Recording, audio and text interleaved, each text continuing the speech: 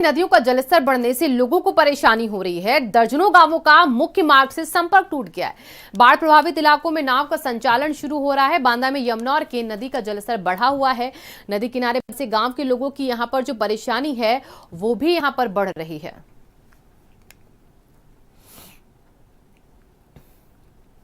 तो गांव का और केन दोनों खतरे के नीचे बह रही हैं। हम लोग प्रिकॉशन के रूप में सारे अपने लेखपालों को, बाढ़ चौकियों को सब अलर्ट कर दिया है।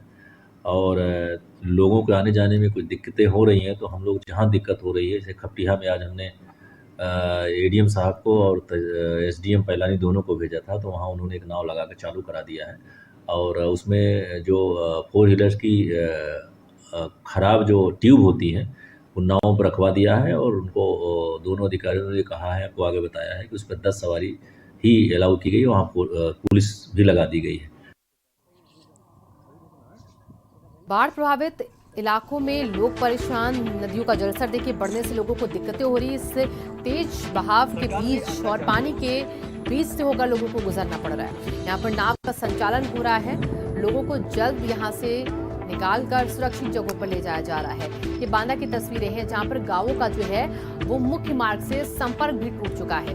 बाढ़ प्रभावित इलाकों में अब नावों के जरिए लोग आ जा रहे हैं। नदियों का जलस्तर बढ़ने की वजह से लोगों को काफी नुकसान हो रहा है, जिनका घर गृहस्थी का सामान, खेत खलिहान सब यहाँ पर इस नदी के, इस बाढ़ के प्रभाव में समा चुका है। तस्वीरें देखिए आपको दिखा रहे हैं।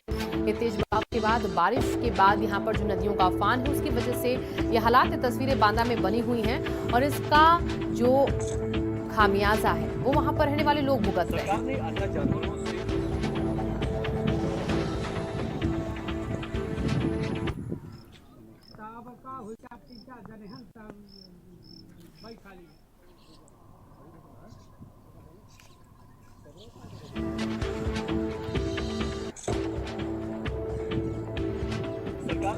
और हमारे संवाददाता जुड़ चुके हैं राजनारायण ज्यादा जानकारी के साथ बांदा से। राजनारायण, वहां पर नदियों का जलस्तर बढ़ने के बाद अभी स्थिति कैसी बनी हुई है? कैसे वहां पर लोगों को सुरक्षित स्थानों पर पहुंचाया जा रहा है? जी, मैं आपको बता दूं कि यहाँ पर नदियों का जलस्तर लगातार बढ़ रहा है। जैसे जैसे बांधों से पानी छोड़ा जा रहा है तो यमुना और केन के जो है दोनों नदियां लगातार बढ़ रही हैं। लेकिन अच्छी बात यह है कि अभी दोनों नदियां खतरे के निशान से नीचे चल रही हैं। यहाँ पर अभी लोगों को सुरक्षित स्थान पर तो लाने का कोई वो नहीं है, क्योंकि अभी डेंजर जोन से नीचे हैं दोनों नदियां। लेकिन लोगों के आवागमन में जिस तरीके की दिक्कतें आ रही थी, लगभग 1 दर्जन से अधिक ऐसे गांव हैं जो जिनका संपर्क मुख्य मार्गों से टूट चुका था। और ये लोग इनको आने जाने में, आवश्यक कार्यों के लिए आने जाने में भी भारी दिक्कतों का सामना करना पड़ रहा था। तो प्रशासन ने इन सभी स्थितियों को देखते हुए पुलिस और राजस्व टीम को लगाकर ऐसे क्षेत्रों में नावों का संचालन शुरू करा दिया है। सेफ्टी के लिए जो है, जो स्थानीय स्तर पर प्रिकॉशन किया जा सकता था, तो पुराने फोर व्हीलर्स के ट्यूब हवा भरवा करके नावों में रखवाए गए हैं, जो अगर किसी भी आपदा की स्थिति में लोगों के काम आ सकें। बिल्कुल। और देखिए यहाँ पर लोगों के लिए, उनकी सुविधाओं के लिए आप बता रहे हैं कि नावों का संचालन हो रहा है, लेकिन मुख्य मार्ग से यहाँ पर संपर्क टूट चुका है लोगों का। तो ऐसे में लोग कैसे आ जा रहे होंगे, क्योंकि नाव के सारे एक साथ इतने लोगों को पहुंचना क्या पॉसिबल हो पाता है? इतनी नावें क्या वहां पर लोगों के लिए हैं? नहीं नहीं, इतनी नावें तो चलाने की प्रशासन ने परमिशन भी नहीं दी है, क्योंकि अभी हाल में ही बांदा में मरका में एक बड़ा नाव हादसा हुआ था। उसके बाद से प्रशासन ने नावों के संचालन को पूरी तरीके से प्रतिबंधित भी कर दिया था।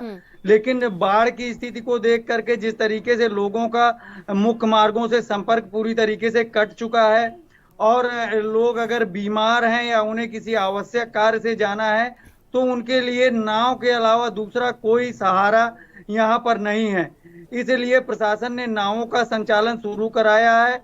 और उन नावों में भी बहुत सीमित संख्या में, अधिक से अधिक 10 लोग ही नाव में एक साथ सफर करें, इसका भी प्रशासन ने जो है पूरा ख्याल रखा है, जिसके लिए पुलिस और राजस्व टीम को लगाया गया है। ठीक है राजनारायण, यहाँ पर नुकसान का आकलन भी हुआ है क्या? क्योंकि राजस्व की टीम भी वहां पर लगी हुई है, आप बता रहे पुलिस प्रशासन भी मुस्तैद है, बाढ़ चौकियों को बनाया जा रहा होगा हालातों को देखते हुए।